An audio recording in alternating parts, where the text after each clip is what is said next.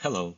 In this video lecture, I need to talk about the role of verbal messages in interpersonal communication. As we have seen so far, there are many factors that affect the way we communicate, and some are highly essential. Listening is the number one skill in learning how to communicate effectively and efficiently. Nonverbal communication is also amazingly interesting and important to the way we communicate. We have talked about perception and the self-concept, how these factors affect the way we communicate, and how to better understand how this influence the way we communicate. In this instance, it's important to talk about how our articulation, the way we manage the words we use when we communicate, says a lot about who we are, what we stand for, and in a way, it represents what we're all about. Semantics is just a simple title that we use to study the science that studies language and the way we use it. As you have seen on the notes provided on the modules on our Canvas page, there is a description for the word kotorama, and this word is not necessarily easy to find a description for online because it's a word used in the Japanese language. The Japanese use it to describe how words have power, and in some ways mystical power, and how the power of the meaning of the words we use can have an influence on how we use the words, who we say them to, and how we say them. Our articulation and our choice of words are a way of revealing who we are as people and what we stand for, our level of education, in many ways, our level of education, and in some instances, the lack of how how we fail to connect with people when sometimes we try to be too fancy in the way we use words. One interesting concept that I learned along the way when I was growing up is to show how meanings are more about what one intends to say rather than the words you use. In other words, meanings are in people, not in words. Um, and what we intend to say is far more important than the words we use. The word denotative versus connotative have to do with denotative is describing, technically speaking, what the dictionary would say about the meaning of a word. And connotative has to do with the influence that we put on the words we use so that when we use them in a certain way, the meaning changes and is sometimes in a negative way. Two clear examples of that are when we use the word juvenile, for example, which the denotative meaning, if we were to look it up on a dictionary, it would say that this is about a person who is young, who is early in age, versus if we use it connotatively, when do we ever use the word juvenile?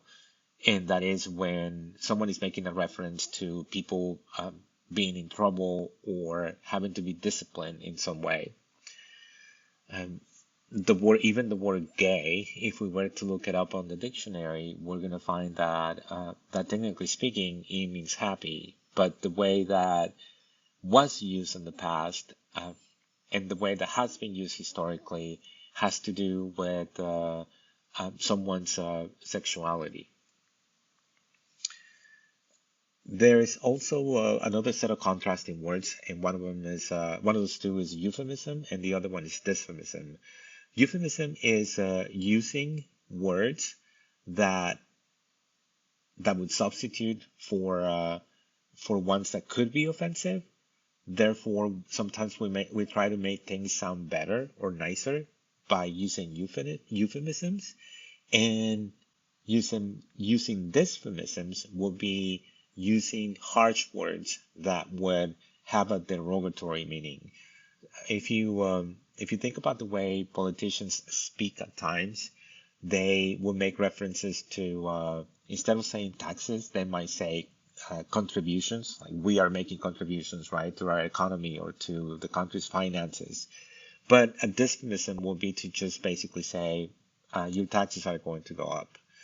Uh, Euphemisms are, or examples of euphemisms are using words such as petite, or uh, sometimes we say that immigrants would be a euphemism, and this euphemism is when we try to instead of using petite, which is a French word, we would say just flat out short. Or if we're referring to undocumented immigrants, rather than just saying immigrants, somebody might say undocumented immigrants or illegal aliens, and then the term turns out to be more derogatory.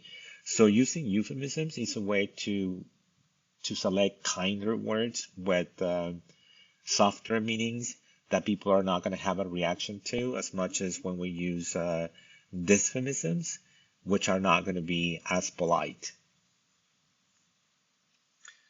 Um, Avoiding sexist language is something that we have promoted over the years, and this is an attempt that society is making overall to have a better inclusion in the way we refer to people who might be gay or bisexual or queer, or people who might be even men and women, right? It doesn't have to be too it doesn't have to be any other than we're trying to be inclusive.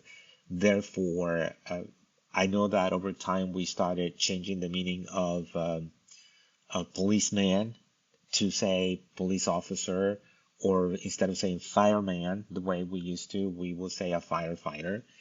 And we try to use all these words that may help create more inclusion in the way we make references to people.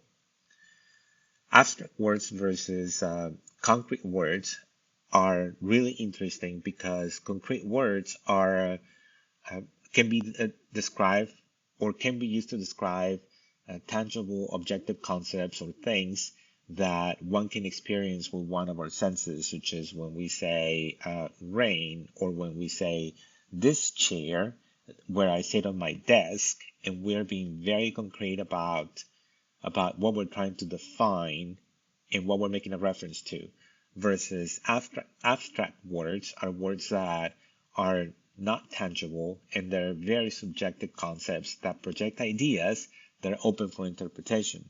For example, when someone uses the word freedom or being patriotic or generosity, these are vague, and we don't always necessarily know what exactly you're making a reference to, because, and I'll give you one example, because you can be very patriotic, but what does that mean, right? Like there are different levels of being patriotic, or there are different levels of believing how we're free in this country, and it's up to interpretation. So concrete words are very specific, narrow down selection of words that are not going to be where our interpretation is not going to be as open.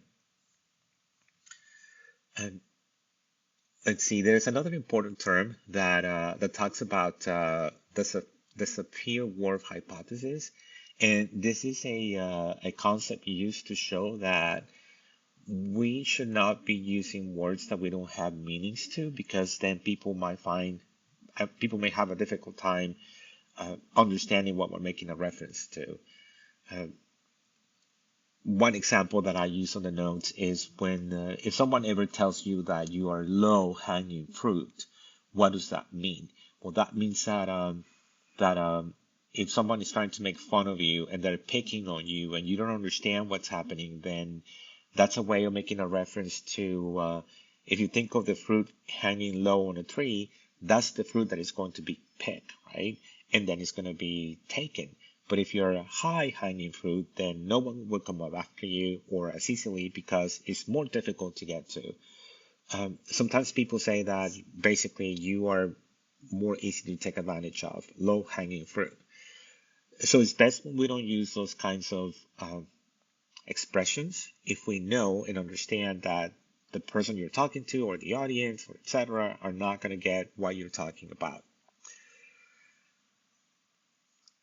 The lecture, I'll cover one more item with, for example, how using words that establish support and relationships is a really good way to think about how we communicate. One example is how we need to learn to be more empathetic and sympathetic when we talk to people. And one of the more important ones is that we have talked about this in class time and time and time again, and I sort of tried to be um, humorous at times, saying, "Well, don't get me in trouble because I'm not trying to exclude anyone, right?"